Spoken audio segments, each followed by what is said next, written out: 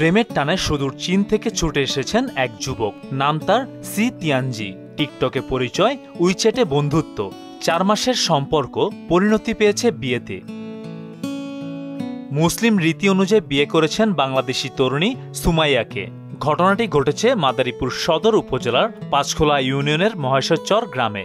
সুমাইয়া আক্তার ওই গ্রামের সাইদুর রহমানের মেয়ে। সে মাদারীপুর সরকারি মহিলা কলেজের অনার্স প্রথম বর্ষের ছাত্রী।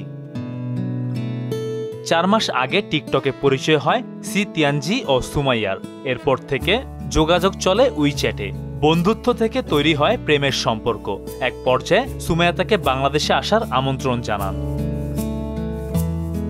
গত 24 জুলাই চীন থেকে বাংলাদেশে আসেন সি তিয়ানজি। পরিবারের সম্মতিতে 27 জুলাই মুসলিম শরিয়া অনুযায়ী বিবাহ বন্ধনে আবদ্ধ হন তারা। এই বিয়ের খবর ছড়িয়ে পড়তেই এলাকার মানুষ ভিড় করছেন সুমাইয়ার বাড়িতে। দেখতে আসা মানুষজনের মধ্যে কেউ কেউ গুগলে অনুবাদ করে চীনা বা ইংরেজি ভাষায় কথা বলছেন। সি তিয়ানজিও দিচ্ছেন তাদের কথার উত্তর।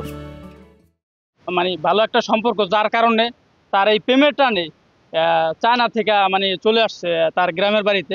এটা আমাদের কাছেও খুব ভালো লাগতেছে।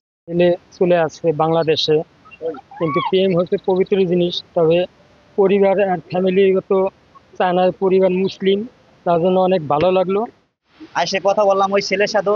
ছেলে বলল যে বাংলাদেশে ভালোবাসে এবং কি আমাদের সুমাইয়া সে অনেক পছন্দ করে। সুমাইয়া আক্তার বলেন, সি তিয়ানজি আমাকে প্রচন্ড ভালোবাসেন।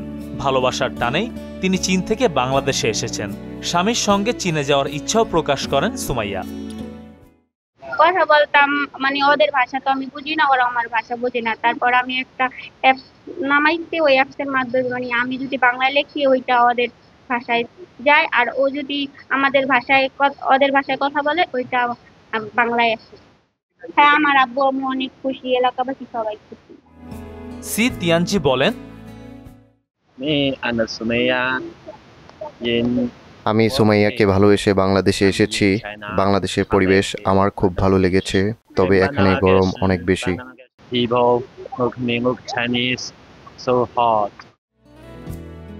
সুমাইয়ার বাবা জানান, তার মেয়ে চীনা নাগরিকের সাথে প্রেমের কথা জানালে তিনি তাতে সম্মতি দেন এবং ছেলে বাংলাদেশে আসলে তাকে নিজে গিয়ে ঢাকা থেকে নিয়ে আসেন। ছেলে মেয়ে সুখে থাকলেই তারা খুশি। যেদিন আসবে সেদিন আমার বলছে, আব্বু ও তো গাড়িতে প্লেন উঠে গেছে, তুমি যে বিলে পারো তো আনো। আমি সেদিন পর যাইতে পারিনি। আমি পরের দিন সকালে আমি গাড়িতে ঢাকা গেছি। ঢাকা যেয়ে আমি উত্তরাতন তারে আমি যে নিয়েছি, নিয়ে বাড়িতে যে 3-4 দিন রইল। 3-4 দিনের মধ্যে আমাদের বিয়ের সাথে আমি পড়াই দিছি। দেশ ভিন্ন, ভাষা ভিন্ন, কিন্তু প্রেমের টানেই বাধা পড়লেন একই বন্ধনে। মেহেদী হাসান, মোহনা ডিজিটাল।